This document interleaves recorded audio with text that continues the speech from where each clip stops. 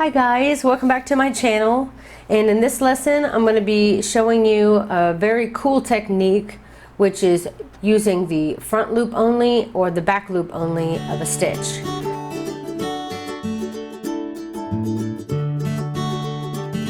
And in this tutorial I'm going to be showing you how to do the simplest, which is just the single crochet in the front loop or the back loop only, and you're alternating, and it really makes this cool textured stitch when you're keeping all of the loops on one side and the other side is pretty flat. It would be great if you wanted to do embroidery or something like that, but it looks really nice and textured on the back too. So I used some thick yarn to make this piece, a chunky yarn, and a 6mm hook, just because I'm hoping that you'll be able to see the loops a lot easier and I can show you this cool technique. So I'm sure if you've read a pattern or two, you've probably seen the FLO or the BLO, and this is what what I'm going to show you right now. This is what that means. The FLO is front loop only and the BLO is back loop only. So when they're talking about doing the front loop, I'm going to show you with this piece right here. There's two stitches. Let me get a little closer for you. Each single crochet or even a chain. You can imagine there's nothing underneath it. This is just, imagine the chain here. It consists of two loops. And when you start to crochet or double crochet, the chain is on the top essentially. And now you can work with either this, for me, if it's facing you, this is the front loop. And then the one further away from you is called the back loop. And you can work with just either one of those and create a really nice texture like I just showed you here. Sorry, my cat had jumped in here wanting attention.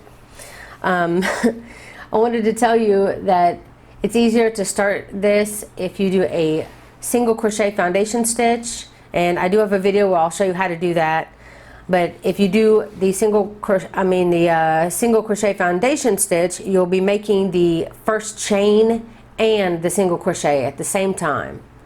So you won't have to do the chain and then turn around and then do the row of single crochets. And also when you do a chain, you run into the problem where the chain can be tighter than the single crochet.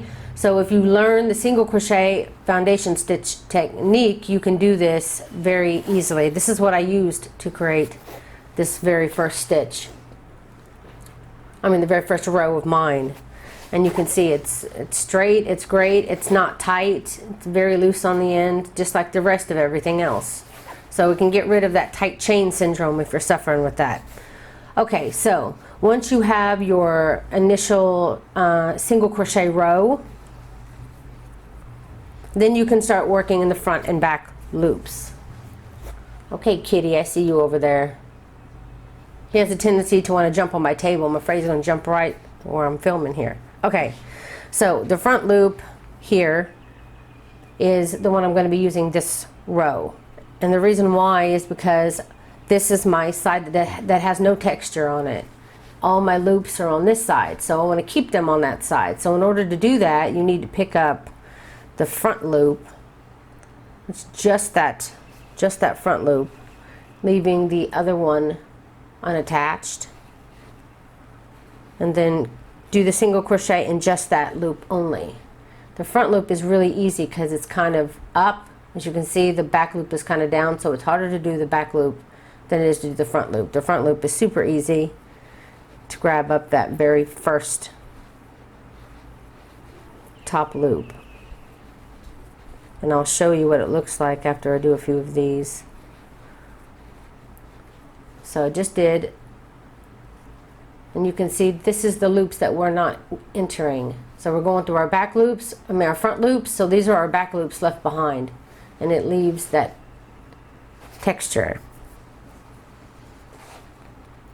So I'm going to continue to go down this row because I want to keep my loops on the other side. And I want to show you a few techniques that you can use other than doing this awesome stitch. But this stitch, to do this material that I'm doing now, it's 2 rows,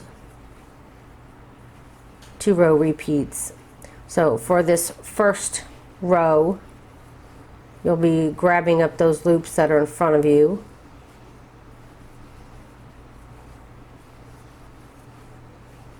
Coming to the end here. And since we're doing single crochets, we'll chain only one and turn. And now this, for this next row, you're going to be doing the back loops because you want to keep these front loops here and work in just those back loops only. So you're going to grab that back loop, and I know that's not as easy, and single crochet. And after just doing a few, again, you'll be able to see how now we're leaving behind the other loop here, which is our front loop this time. But we're leaving it in a different way that it creates this like thicker texture that you can see a lot easier. Not on camera for some reason. It's not as easy to see, but I have some pictures that I'll show you that it really shows the texture of, see how it comes up like that? And then the other row is just a line. So you end up with like a single line, and then the next one has more of a texture, and then a single line, and then texture again. It really looks nice. And all I'm doing this row is back loop only. And then the next row, I'll be grabbing up just the front loop only. And that is all it takes to do this stitch.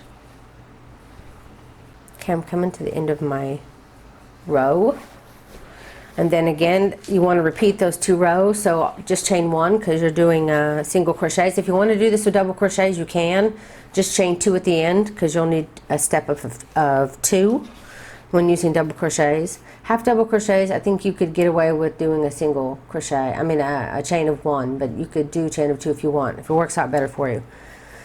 So this row, it's easy to tell because it doesn't have any texture versus all the rows that you see textured here.